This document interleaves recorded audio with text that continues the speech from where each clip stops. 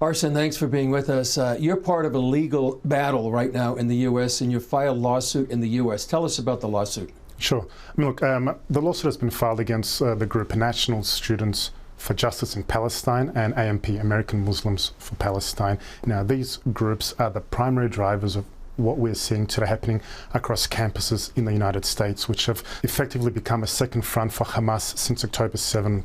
And these groups, they're not mere advocacy organizations, but they are the campus arm of the Hamas terror group. They are acting and serving in collaboration and coordination with Hamas, essentially as propagandists and collaborators on campus to try and promote the Hamas extremist ideology, to justify their actions and to incite the vitriol, the hatred and the violence that we're seeing on campuses today.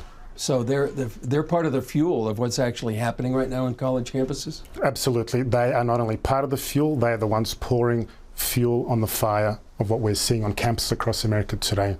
On October 7th, when the massacre happened, Hamas called to mobilize into action. The very next day, SJP and the national chapters across America answered that call. They created a toolkit or a manifesto echoing the very terminology, the very directives that were issued by Hamas across campuses in the United States, and that has led not only to the violence, incitement and hatred that we're seeing against Jewish students on campuses, but also importantly, it has created the space and the narrative necessary for Hamas to continue carrying out the acts of terror they are doing here against Israelis and also in the holding of hostages and captives in Gaza, including also American nationals. So you're saying the day after October 7th, October 8th, Hamas worked together with these groups?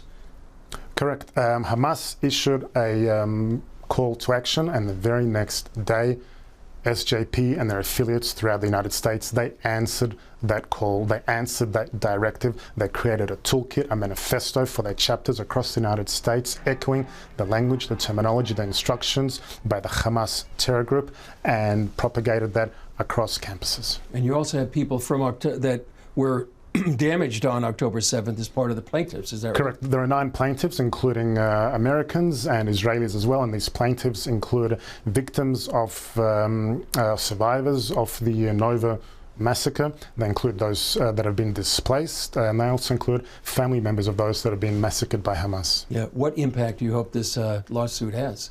Quite frankly, we want to shut down SJP. SJP is a primary arm of Hamas on campuses across the United States. They're the ones fomenting the hatred, the antisemitism, the harassment of Jewish students. We need to shut them down, and we can do that legally by branding them as a terrorist organization, as a collaborator of the Hamas terror group, and making sure once and for all they cannot be active on campus.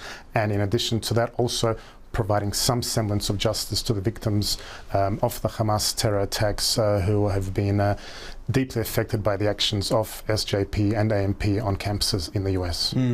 Israel is fighting a battle on a number of fronts in the Gaza Strip and Hezbollah, the Houthis, and Iran itself.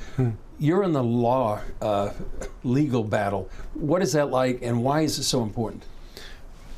Israel, as you said, we're fighting on multiple battlefronts, not only in the ground in Gaza, but also fighting in the legal arena. And today what we're seeing is that the state of Israel is being demonized and vilified and delegitimized and painted as a pariah, where we're seeing the international law not only being misused, but being turned into an act of lawfare against us for the simple act of defending our citizens, trying to bring back our captives. We need to change this paradigm, and we need to hold not only the perpetrators, the Hamas, accountable, but all those that enable, support, aid, abet and fund them. And that is how we're using the law to go after all those who are supporting Hamas, and we will hold them accountable, and we will do that through the courts. Yeah. Arsen Ostrovsky, great to be with you. Thank you.